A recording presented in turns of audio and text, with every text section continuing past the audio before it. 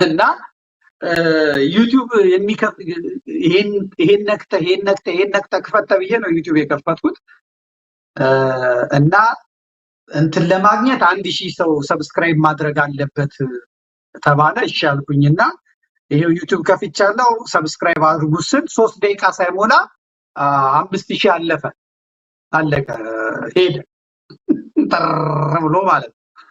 እንግዲህ በወቅቱ የነበሩት ፌስቡከሮች በሙሉ የጻፉት ነው፣ ጉድ ተባለ ማለት ነው።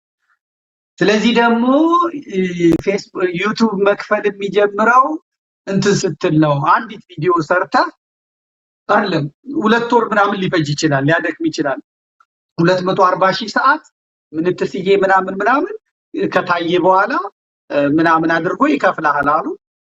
ምን ላድርግ ስል በቃ ዝም ብለህ ያው ዩቲዩብ ጀምሬያለሁ፣ ስለዚህ ባካችሁ ይሄን ያህል ሰዓት ይታያል ተብሏል፣ ደጋግማችሁ ይሁንልኝ፣ ምናልባት በወር ውስጥ ወይ በ2 ወር ውስጥ ክፍያ ሊጀምረኝ ይችላል ብዬ ተናገርኩኝ። ከዛ ያቺን ቪዲዮ ለጥፍ ተባልኩ፣ ለጠፍኩኝ እና 48 ሰዓት ሳይሞላ ቪዲዮ እይታውን ሰብሮ ሪከርድ አግኝቶ መክፈል ጀመረ። ስለዚህ በ23 ይሁን የሚከፈል አርግም ብቻ 3 ቀን ሲቀረው ነው ያሸነፍኩትና በዛይ 3 ቀን ውስጥ ደሞዝ ክፍያ የመጣ ማለት እና ክፍያ የመጣ ስንት ይመጣል? በዩሮ 2700 አካባቢ 800 አሁን አላስታውሰውም ዩሮ መጣ ማለት ነው።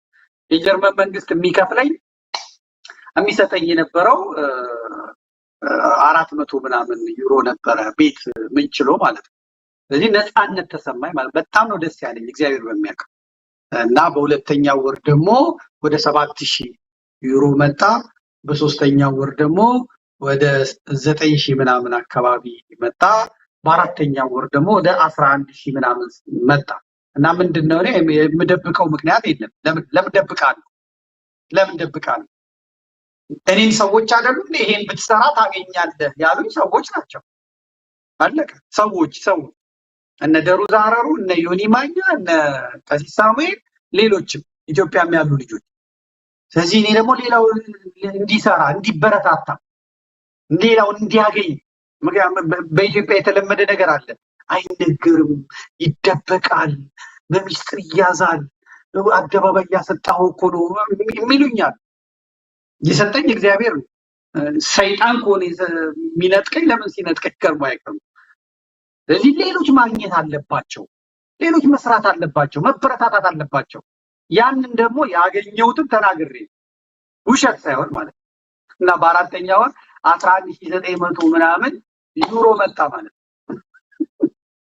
ስለዚህ ጥቁር ይሄ ምናምን እዚህ ሚኒስትሮች የማያገኙትን ምን የማያገኙትን ቢቆይ እንግዲህ ዝም ብሎ ቢቆይ በወር $100,000 ዩሮ 200,000 ዩሮ ሊመጣ ነው ማለት ነው በወር።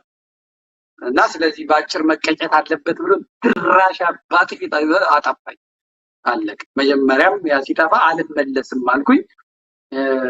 መረጃ ቲቪ መጣ፣ በመረጃ ቲቪ ጀመርኩኝ። ከዛ አሁን እኔ የምኖረው ኑሮ እኔ የማውቀው ደስ የሚል ኑሮ ነው የምኖረው። አሁን እንደውም የዘመድ ቲቪ የጎመራ ከመጣ ቋሚ ደሞዝ ሁላ ሊኖረኝ ይችላል። ቋሚ ደሞዝ አሁን የሚሰጠኝ የሻይ ሳይሆን ቋሚ ደሞዝ ሊኖረኝ ይችላል። ግን እኔ ደግሞ ሁሌ እሑድ ምን ብዬ ጽፋለሁ? እዚች ፔፓል ላይ አገልግሎቴን የምትደግፉ ሰዎች እዚች ጋር አድርጉላል። እግዚአብሔር ይመስገን እስካሁን ቀጥ አድርጋ ደግሞ የያዙኝ ወንድሞች እህቶች አሉ። እነሱንም እግዚአብሔር ይጠብቅ። ሰው ማግኘት አለበት ባይልኝና አልደብቅም። ስሩ፣ የምታገኙበት ቲክቶክም ይገኝበታል። ራስን ሽጦ ምናምን ሽጦ ሳይሆን ሐሳብ ሽጦ ይገኝበታል።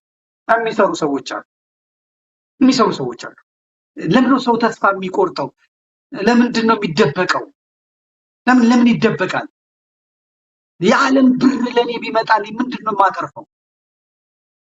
አሁን የኔን በዩቲዩብ አስተላልፈው ገንዘብ የሚያገኙ ሰዎች አሉ። እግዚአብሔር እኔን ሽጠው እንዲበሉ ካረጋቸው እነዛ ልጆች ቤት ኪራይ ይከፍላሉ፣ ለእናታቸው ጤፍ ሊገዙ ይችላሉ። እነሱም ደግሞ የትራንስፖርት ጫማ ሊገዙ ይችላሉ። የሚማሩ ልጆች ሊኖሩ ይችላሉ፣ የትምህርት ቤት ይከፍላሉ። እና እኔ ሽጠው በመሆኑ እኔ አምላኬ ሞቶ አይደል ያዳነኝ? ሞቶልኝ ህይወት ያገኘሁት፣ ብርሃን ያገኘሁት፣ ጉልበት ያገኘሁት፣ አቅም ያገኘሁት ሞቶልኝ አይደል እንዴ? ሞቶልኝ እና እኔን ሰዎች ከቲክቶክ ቆርጠው ከዩቲዩብ ቆርጠው አስተላልፈው እንደውም ምቀኞች ናቸው ከኔ ወስደው አስተላልፈው ባለቤት የሆኑና ሌሎች ደግሞ ሲሸጡ ይልኩባቸዋል፣ ሪስትሪክሽን ይልኩባቸዋል። የራሴን ወስዶ ነው ምናምን ብለው ይልኩባቸው። የኔን ንብረት እኔ እኮ ለዩቲዩብ ማመልከት እችላለሁ። የኔን ምስል ማንም እንዳያሳይ ብዬ በፍርድ ቤት ገትሬ ማንም ሰው በዩቲዩብም በምንም እንደ ማድረግ ይችላል። ለምን አበሻ እስከዚህ ድረስ እኔን ሽጣችሁ ብሉ ብዬ የሚጠቅም ነገር ተገኝቶብኝ እኔን ሽጦ መብላት ሲችል ሌላ ተሻሚ መጥቶብኛል ብሎ ራሴን አሳልፌ የሰጠሁት የማላውቀው ሰውዬ እስላም ሊሆን ይችላል፣ ጴንጤ ሊሆን ይችላል፣ ኦርቶዶክስ ሊሆን ይችላል፣ የሆነው ግን ሰው ነው። እንደገና ሌሎችም ደግሞ ባለቤት ሆኖ ይቀጣቸዋል፣ ቪዲዮን ያስነሳባቸዋል እና ከዩቲዩብ እንዲወጡ እንዲባረሩ ሁላ ሊያደርጋቸው ይችላል። እና የሰው ልጅ ይሄ ነው፣ መደበቅ የለበትም። ለኔ የምበላው የራሴን እንጀራ ነው። ብዙ ሰዎች ሆቴል ቢከፍቱ ሁሉም ሰው ጦም ያድራል ማለት በቃ ስራ ያጣል ማለት አይደለም። ሰው የመረጠው ጋር ገብቶ ሆቴል ያገኛል። ዘመድ ቲቪም ላይ ስንመጣ እንደዚህ ነው። እኔ ይሄንን ይዤ መቀመጥ እችላለሁ አሉ አይደል እንዴ? ሳተላይት ቴሌቪዥን ያላቸው እኮ የምናውቃቸው ሰዎች አሉ። ሰኞ እነሱ ናቸው ፕራይም ሚዲያ ታይሙ ላይ፣ ማክሰኞ እነሱ ናቸው፣ ረቡዕ እነሱ ናቸው፣ ሐሙስ እነሱ ናቸው፣ አርብ እነሱ ናቸው፣ ቅዳሜ እነሱ ናቸው፣ እሁድ እነሱ ናቸው። እንግዲህ የሳተላይት ቴሌቪዥን ሆኖ አንድ ሰው ዝም ብሎ ቁጭ ብሎ እንዴት ነው ከሳምንት እስከ ሳምንት ዋይ ዋይ የሚለው? ያ ትክክል አይደለም። ምንድነው ያደረኩት እኔ? ሰኞ፣ ማክሰኞ ሌላ፣ ረቡዕ ሌላ፣ ሐሙስ ሌላ፣ አርብ ሌላ፣ ቅዳሜ ሌላ፣ እሁድ ሌላ። ሰው ደግሞ እኔን ሁሌ ዝም ብሎ ማየት አለበት እንዴ? በቃ እሁድ እንዲጠብቀኝ ነጭ ነጯን ብሎ እንዲጠብቀኝ እኔ እስከ እሁድ ድረስ በቴሌግራሜ ዋይ ዋይ ስለቆያለሁ። እሁድ ዕለት ሲመጣ ደግሞ እንትን እላለሁ ማለት ነው። እሁድ ዕለት ሲመጣ የራሴ መርሃ ግብር ይዤ እመጣለሁ። ሰዎች ይጠብቃሉ። በምርጫው መሰረት አይታችሁታል። 96% የመጣው ለዛ።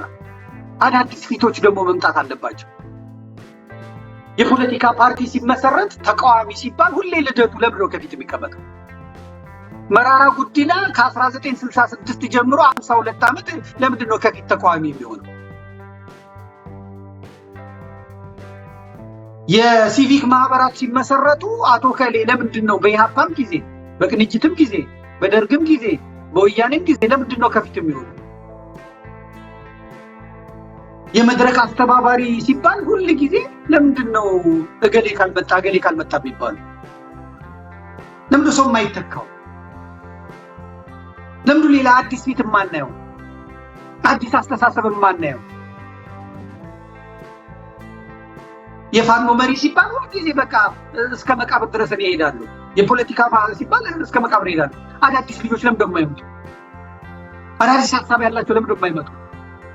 ለምንድን እድል የማይሰጣቸው? እድል ያልተሰጣቸው ፖቴንሻል አቅማቸው የትና የት የደረሰ ሰዎች ሰው አጥተው ቦታ አጥተው የተቀመጡ ስንት ሰዎች አሉ። ዘመድ አጥተው ሰው አጥተው እኮ አረብ ሀገር የአረብ ገረድ ሆነው የቀሩ ሰዎች አሉ። ለአረቦች እየሰሩ ኩሽና እየቀቀሉ ግድግዳ እያጠቡ ያሉ አሉ። ማስተርሳቸውን ይዘው ዲግሪያቸውን ይዘው ሰው አጥተው። ሰው ያላቸው ሰዎች ደግሞ 4 ቦታ ደሞዝ ይበላሉ። 4ቱም ቦታ ይሉ። አሁን በቤተ ክህነት በአዲስ አበባ ሀገረ ስብከት እንደዛ ነው የተለመደው። በሚገርም ሁኔታ ሰውየው 4 ቦታ ደሞዝ ይበላል። አንዱ ጋር ሰባኪ ነው፣ አንደኛው የመቃብር ጠባቂ ነው፣ አንደኛው ጋር ቁጥጥር ነው፣ አንደኛው ጋር ምናምን። አንድ ሰው 4 ደሞዝ 3 ደሞዝ ይበላል። ያለሙያቸው ባለሙያው ደግሞ የሚቀጥረው አጥቶ የሚበላው አጥቶ መከራውን ያያል። እዚህ አዲስ ሰዎች መምጣት አለባቸው ነው። ለዚህ ነው ያሬድን ያመጣሁት፣ ለዚህ ነው አላዛርን ያመጣሁት፣ ለዚህ ነው ማነው ወንድማችንን ያመጣሁት፣ ቅዳሜ ፍኖተ አማራን ያመጣሁት ማለት ነው። አንተነህን ያመጣሁት እንግዲህ ከሴቶች እነ ዶክተር አበባ መጥተዋል። ግድ የላችሁም ውጡ ብያቸው፣ እነ ዶክተር ደብሩ ነጋሽ መጥተዋል። ግድ የላችሁም ውጡ፣ ወደፊት ውጡ ብያቸው መጥተዋል። አሁን ከሴቶች ዶክተር አበባ ብቻ ናት ያለችው።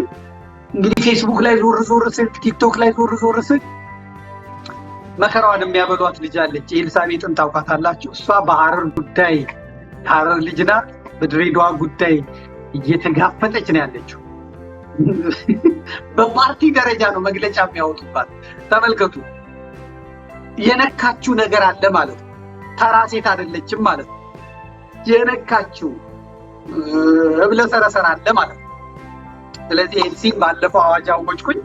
እሷ ደግሞ ለካስ ሁልጊዜ የምትከታተል ፕሮግራሜን የምትከታተል ስለሆነ ጻፈችን። ዘመዴ እያየሁ ነው ሁሌ እሰማለሁ፣ ፈቃደኛ ነኝ አለች። አነጋገርናት፣ ምን አልናት፣ እሺ አለች። አሁን ርዕሷን ሰጣ መግቢያ እየተሰራላት ነው። የፕሮዲውሰሩን አገናኝቻታለሁ። ልክ ሌሎቹን እንዳበቃው አብቃት ብያለሁ። ሁለተኛ ተጨማሪ ሴት ልናገኝ ነው ማለት ነው። አሁን ቁጭ ብላለች። ኤልሳን እንኳን ደህና መጣሽ በሏት ሁላችሁም። ኤልሲ እንኳን ደህና መጣሽ፣ ወደፊት አምጣልኝ። ሁላችሁም እንኳን ደህና መጣሽ ብላችሁ ጻፉ። ምንም ሳትናገር እሷ እንኳን ደህና መጣሽ ብላችሁ ጻፉ።